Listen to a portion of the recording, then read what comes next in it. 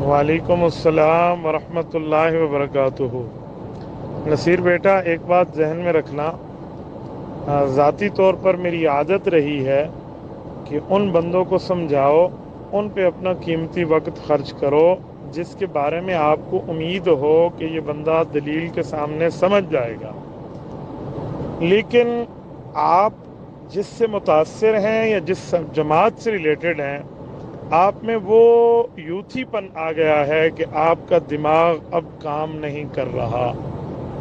मैं बहुत हैरान हूँ, आप ये इसरार कर रहे हैं, मैं तभी आपको जवाब दे रहा हूँ, वरना तो मैं मुँह ही न लगाता, डायरेक्ट इंशाअल्लाह ताला नंबर ब्लॉक। ऐसे बंदे से बात करने का फ़ायदा ही कोई नहीं होता।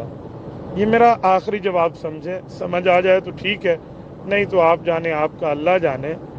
हज़रत मौलाना फजलुर रहमान दामत बरकातुहू हमने अगर कल अपनी गुफ्तगू में इमरान खान के ज़ख्मी होने और इसकी एक्टिंग की मिसाल इंडिया के अदाकारों के साथ दी है कि सलमान खान और शाहरुख खान से इसकी अदाकारी बड़ी हो गई है, तो आप मुझे कहते हैं इतना बड़ा आलिम दीन है तो उसको एक्टरों के नाम कैसे पता है। तो शुक्र है कि आपने हज़रत मौलाना फजलुर रहमान साहब को इतना बड़ा आलिम दीन तो मान लिया, पहली बात। दूसरी बात, किसी चीज़ का इल्म होना, उस बारे में मालूमात होना, उस मामलात को जानना, इसका यह मतलब थोड़ी है कि बंदा वो फिल्में भी देखता है। देखो, आपने ऊपर की अभी एक पोस्ट में मिसाल दी है हीरा मंडी की, तो मैं आपसे पूछ सकता हूं कि आप हीरा मंडी को जानते हैं? वहां पर तवाइफें जो है अपना जिस्म फरोशी का धंधा करती हैं, तो आप हीरा मंडी जाके ये काम करते हैं? आप हीरा मंडी की मिसालें दें तो आप हीरा मंडी में वहां जाके यूज टू नहीं है। हजरत मौलाना फजलुर रहमान अगर मिसाल इंडिया के एक्टरों की दे दे तो वो वहां के जाकर फिल्में देखने और ताल्लुकात की क्या बात है। अच्छा, अगर यही बात आपकी यही बेवकूफ़ी में मान लो कि हजरत मौलाना ने जिक्र किया है इंडिया के अदाकारों का, तो यकीनन ये इंडिया के अदाकारों का फ़ैन है।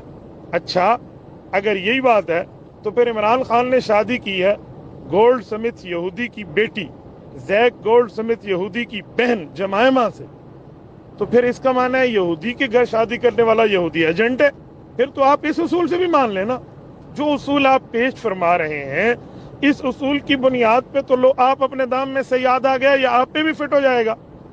लेकिन बेटा, मैं नहीं समझता कि आपके दिमाग में कोई सोच नाम की चीज मौजूद हो। आप दो चीजों से खाली हैं, आप में उलमा की अकीदत भी नहीं है और उलमा को समझने की बसीरत भी नहीं है। जिस बंदे में अकीदत भी ना हो, बसीरत भी ना हो, भैंस के सामने बीन बजाने वाली बात है, फिर उसे नहीं समझाया जा सकता। इसीलिए इन बातों पे आप इत्तेफाक कर लें। वो लाखों उलमा के कायद हैं, कराची ता खैबर, तमाम शयूखुल हदीस, तमाम मुफ्तियान आज़ाम, तमाम पीरान तरीक़त खानकाह के बड़े, वो उनके पीछे ठहरे हैं। तो आप जैसे किसी लल्लू लाल की बात की अहमियत नहीं है, इसलिए अपनी औकात में रहें और अपनी औकात के मुताबिक बोलना सीखें। बस मैंने आपको जो समझाना तो समझा दिया, बाकी आप जाने, आपका खुदा जाने। अस्सलामु अलैकुम वरहमतुल्लाहि वबरकातुहू। تبارك الذي نزل الفرقان على عبده ليكون للعالمين نذيرا